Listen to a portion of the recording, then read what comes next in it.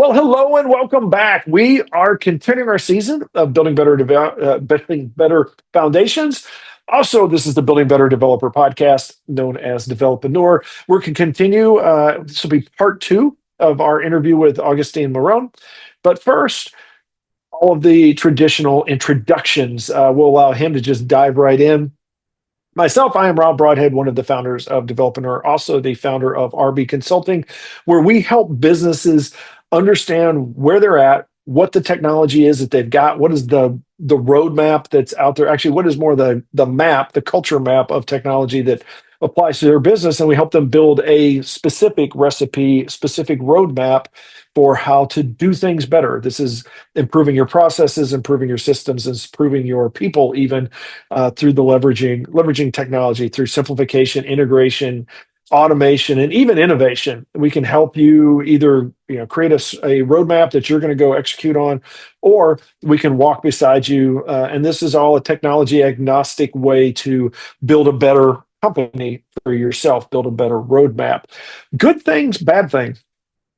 I guess the good thing was yesterday I was got to the end of my work day and decided to try somewhere, because we're in a new place. Try somewhere new for dinner, and then even so it turned out great. And actually, while we're there, talked to the server, and she recommended a couple places. We tried a second place. Also excellent. So good was got to the end of a long day and was able to have a couple of cool places to go to wrap up the day. Bad thing is this is one of those personal kinds of things. I'm dying to share more about this, and I will sometime, but we're not ready to talk about this other thing that I'm launching. But related to that is I'm actually in a situation I'm sort of have moved back in with my children. Instead of my children moving back in with me, I'm moving back with them. They're actually going to be renting a place from us.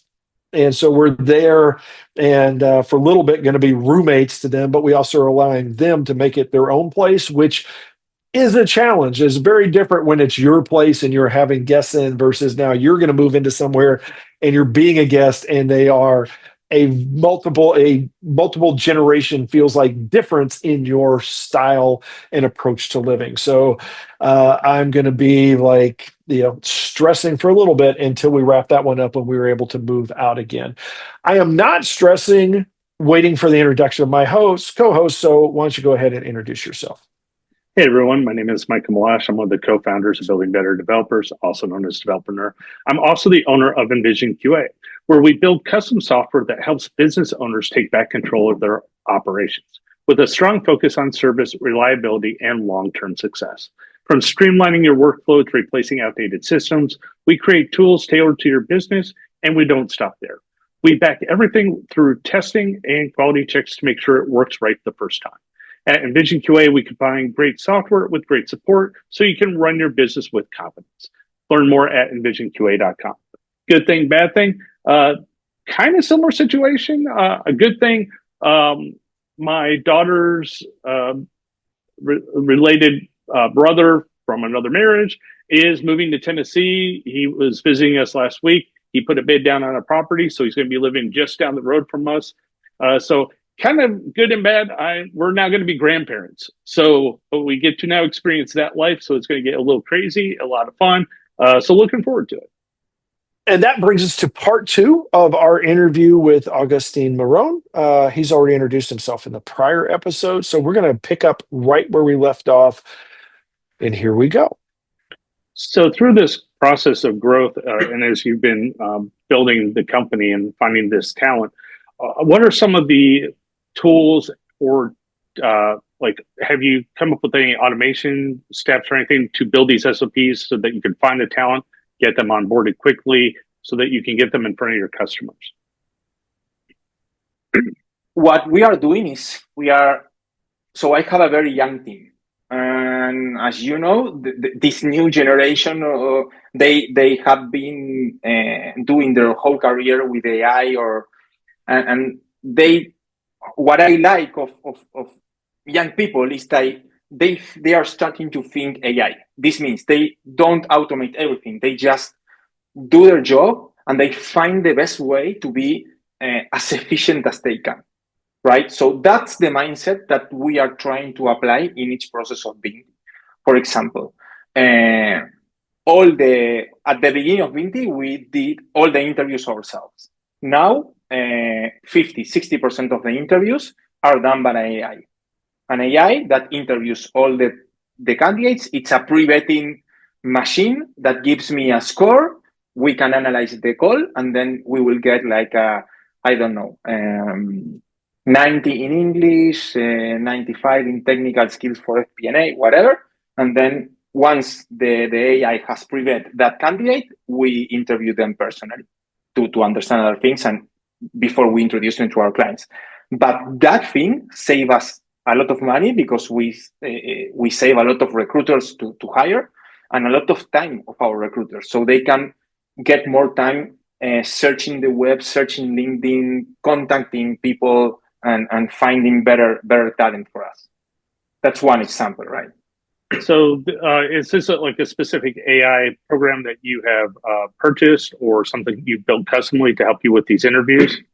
No, this specific tool, we purchased the tool, but we are developing one of ours, not to interview, but to support our team. For example, what we do is we don't send the CV or the resume that a candidate send us and then resend that to a client. We send everything normalized with our CVs, with all the information. So what we have done is we created our own tool, and from the interviews that the candidate had with our team, the interviews the meetings that we have with the client, and the LinkedIn of our candidates, an AI put that together, and it builds a CV customized to our clients and with the skills and assets of each of our candidates. That's one example. And then we automate a lot of messaging, emailing, follow-up, those things we are automating a lot. And that helps us to be on top of our clients, I don't know, for reviews, asking them for feedback for our candidates, whatever. Those kind of things we are building in-house. So I know you're using AI now. So throughout the journey of your company, have you used AI the whole time, or have you kind of gone from like the manual process into AI? Have you seen a higher success rate with the AI, with the vetting, or was it a little more personal, a little more the cultural fit? Were you able to see that a little bit more before the AI, or is AI just kind of streamlining the process? We use the AI in terms of when we pre-vet candidates, we use the AI just for the technical skills, English level, those kind of things. Cultural fit, we are still doing it ourselves because we have to go deep in some things, and it's not just what the candidate is saying, is also the way they are saying, if they have energy, if they are speaking like this, or if they are just laying down. So there are lots of things that we need to interpret to understand if that person is a fit for our clients. At the beginning, where we were doing everything ourselves, I don't know when ChatGPT came out like massive, but I remember already being in Vintti when this started, or when I realized we can start using it, right? We started January of 2023, so I think it was at the same time. So imagine.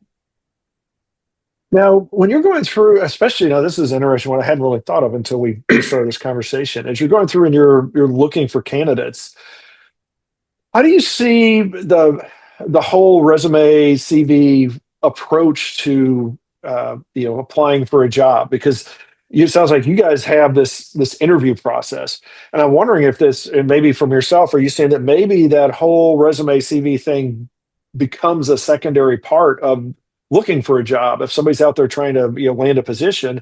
Because if you can just jump into an AI conversation and interview, then does it even make sense for you to have that sort of that gatekeeper of a resume or a CV? And then how is that working with how you guys are looking for people? How are you incorporating this into, I guess we'll call it the traditional way to define candidates versus now incorporating AI into that process? We have tried some tools to try to help us search through LinkedIn or those things, but we didn't find anything that works. What is working best for us is our recruiters doing searching mainly, to be honest. I think we hire everyone through LinkedIn. We search there, everyone is there, at least in Latin America. We have contacts with some universities, but we mainly scout LinkedIn.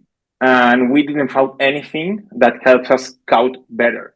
LinkedIn is getting better, and they obviously we have like the pro program. I don't remember the technical name, but they have the pro program, and they are investing a lot on AI. And the AI at the beginning didn't work right that good. Now it's getting better. But what the best thing for the moment for us is to scout ourselves. But what I think is key, and this is something that I think a skill that at least our team has, is that we are always testing new things and comparing, hey, this makes sense or not? This tool is making my job better or not? And I encourage a lot in Vintti for the people to take risks. I don't care if they spend a bit some kind of money or a bit of money in buying a tool and doing a test, and it works. Hey, we can implement it in the whole team. So I encourage them a lot to do that, because it's a moment that they are starting lots of new tools, and I want them to test them and to see if we find things and we find better ways to do the things that we do, right? So I think that's key. We won't like stay in our status quo. We are always challenging everything so we can find better ways of doing what we do. I had another question, just sort of it's a little bit of a change of pace again, a little bit. But so are there because I've seen this in a lot of different areas, are there we'll call them traits or things like that for certain cities or countries in Latin America where it's like where, especially like cultural fits and stuff like that, where if you want a person that's a certain type of person or a certain type of employee, that you're going to have a better fit looking at, like say Rio de Janeiro versus Mexico City or something like that. Or do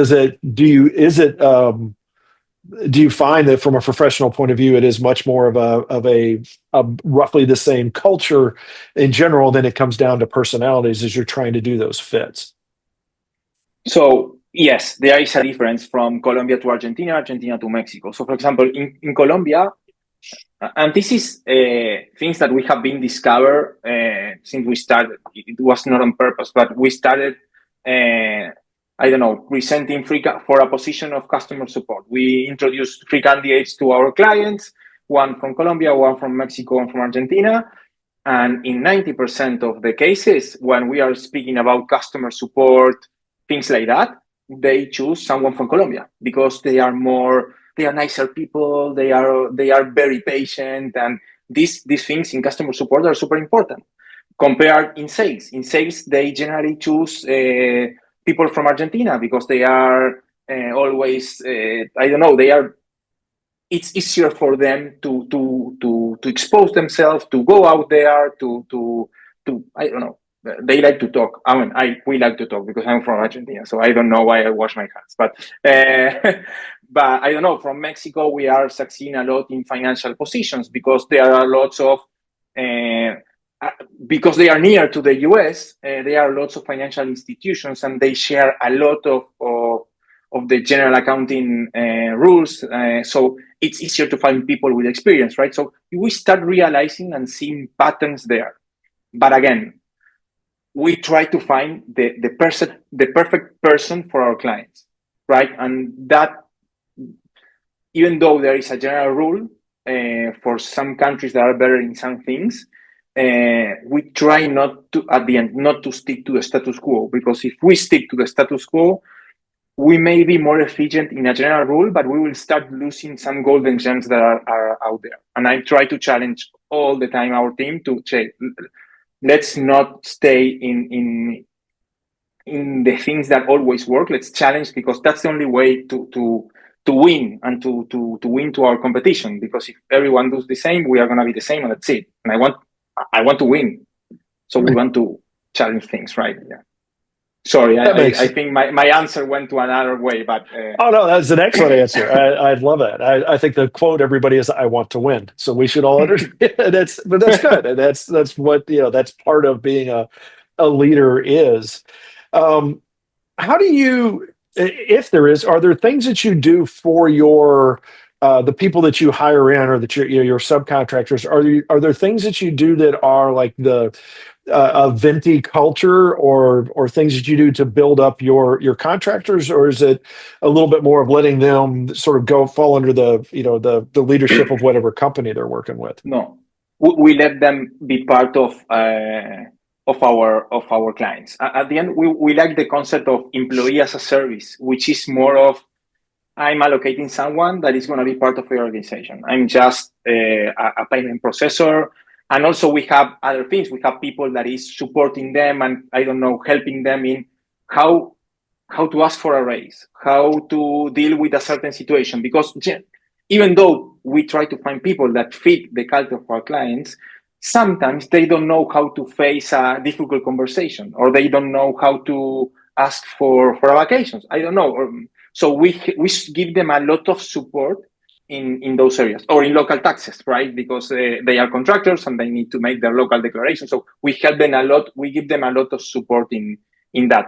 But we don't want to put our culture in them because that's not the culture for clients, right? And that's not the culture where they work better. We found them with a specific mindset because we think they work better with the culture of our clients, not with ours, right? So within your within Vintti, within your group, as you're encouraging and growing your company and building, um, basically building the processes to find this talent and to connect this talent with your customers, how are you constantly challenging your team on what to look for, on how to encourage the growth? What are some of the things internally that you're doing to grow your company, but also uh, improve your standards in that for finding the best talent for your customers? For me, it's not the what we are doing to encourage them. What I try to do is to find people that are self-motivating, that want to be part, that they don't need to be motivated all the time. I actually I hate motivation. I love discipline, and I look for those people because those are the ones that will keep going no matter what, right? So I don't know if it's the culture of Vinti trying to push the team and to keep the high motivations and everything. No. We look for hardworking people that know that they have like ambition where they want to go and that Vinti aligns with that ambition, and in that way, motivation or I don't know, encouragement comes along. You don't have to be always thing because we are trying to find people that Vinti is a part of their path, right? That's what the kind of employees that we're trying to find. Gotcha. So your model is more in the type of talent you're looking for versus your internal processes. It's like you have a particular value you place on the talent you're looking for to place with the customer. Cool. No, sorry. Perhaps I Yeah. misunderstand the question. This is for the people that works on our internal operation, right? For the people that works for our clients, we leave our clients to deal with those things. We support our clients to help them how to deal with remote talent or if there is a specific situation, but we don't get in the middle of their relationship with the contractor. We don't even have access to the computer, imagine. So we just make sure they are good, they have everything what they need, and they have good internet, they behave well, and that's where we are. Except if our clients wants for us to get into a specific situation, someone that is not working well or whatever. If not, we let that person to feel as if they were a full-time employee for our clients. That's our objective. Gotcha. No, thank you for clarifying that. I kind of thought that's what you meant, but thank you for explaining that. So how do you handle situations when you have a dispute between a contractor and a client? How often does that happen? Well, it happens. It happens. It happens a lot. At the beginning, so what we have seen is that at the beginning, things arise, problems arise when our clients are not that clear with the contractors, with the rules. We have clients that are amazing that they say, "Hey, I need this person with the skills, with this culture to work from 9 to 5 Eastern time," and they give us everything. That's amazing because we know what to find. Then we have clients that say, "Hey, I need someone to start working tomorrow. I don't care." They do a 15 minutes interview and that's it. And those processes end up on bad places, right? Even though we encourage them to do good analysis and whatever, there are people that they don't care and they just find someone that they like and they put them in their company, and those things generally end bad. Those are the situations where we get calls from our clients, "Hey, this person is not working, they are not connecting," or whatever. And we jump in, we try to have a call with the candidate to understand what is going on. And I don't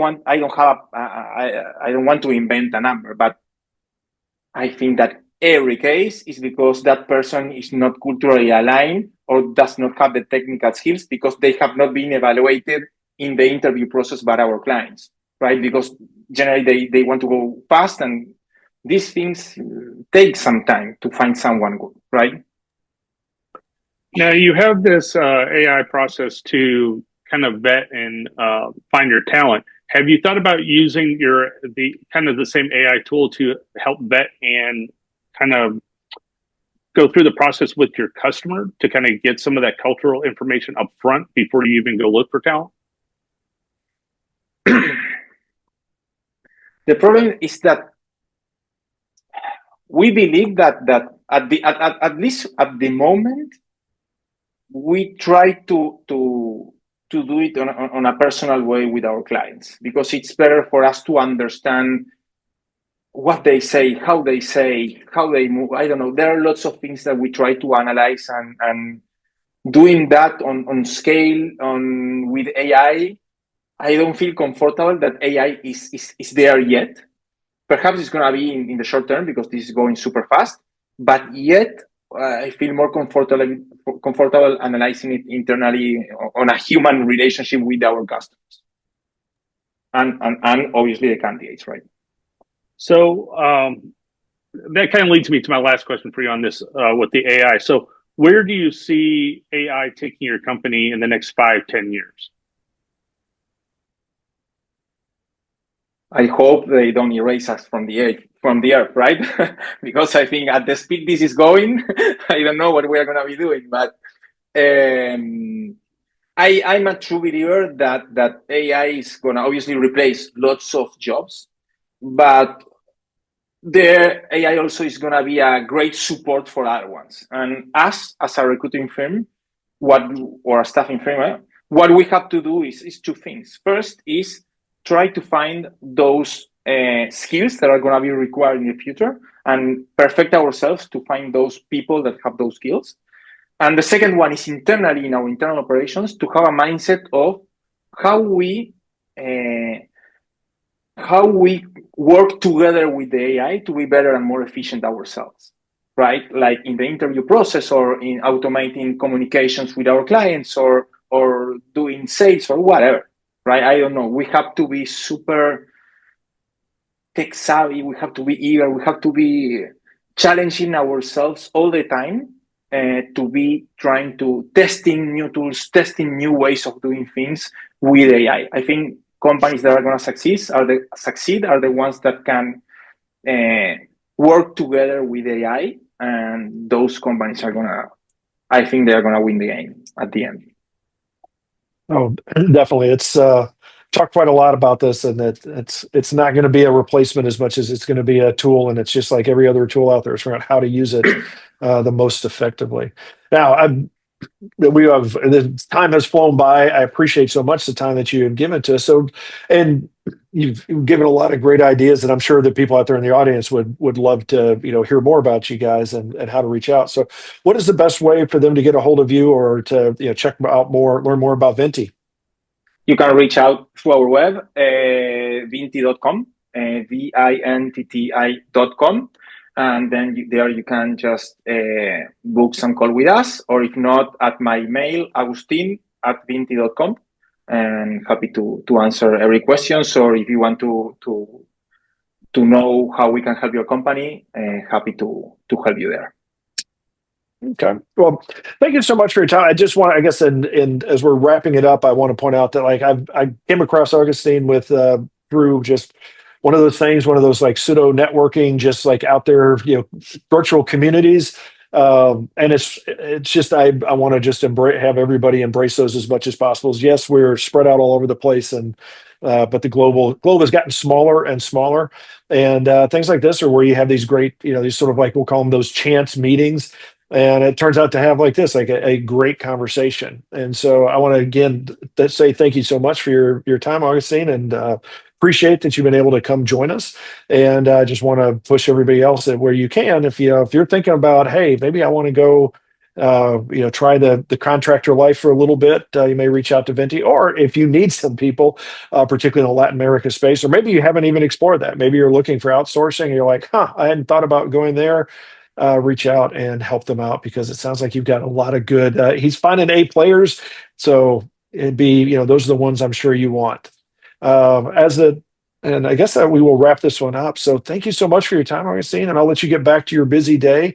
And we'll reach out to you with any further questions we have or anything like that. And don't hesitate to reach out to us in the future as well. Thank you very much, Ron and Michael. I had a really good time, and thank you very much. It's our pleasure. Thank you. Yeah, have a good one. And for those of you listening in, sorry, there's like the bonus material this time around is basically getting to see some of the things behind the scenes, because this guy once again forgot to hit record initially. And we also have got like time constraints and all of those sad things. So thank you so much for your time. We appreciate you. We will continue throwing some bonus material out here, maybe some bonus episodes or something. As always, go out and have yourself a great one. And we will talk to you guys next time around. All right. And I guess we'll just, we'll let you get to it. We will get you, as I said, we'll get you links on all of this. Amazing. And be able to share those out however you want. We don't have any restrictions or anything. So if you want to do those, if you want to, I know some people like to have like, hey, CEO was just interviewed. I think there's a lot of great information in here that you shared. So I think that's perfect for your the Vintti media kit and things like that, to say, here's our CEO talking about some of the struggles and some of the challenges and the people we use. So I hope this was as entertaining and helpful to you as it was to us. This was great. This is awesome. This was exactly what I was hoping for when we first touched base, and I invited you to come on the show. Amazing. It was a great experience. I'm going to try to, everything that you sent me, I'm going to try to use it, because we are investing a lot in these kind of things and trying to get out there to spoke ourselves and to get for people to know us. So thank you for the space. This is super helpful. And if there is anything we can do for you guys, just let us know. Happy to help. Yeah. All right.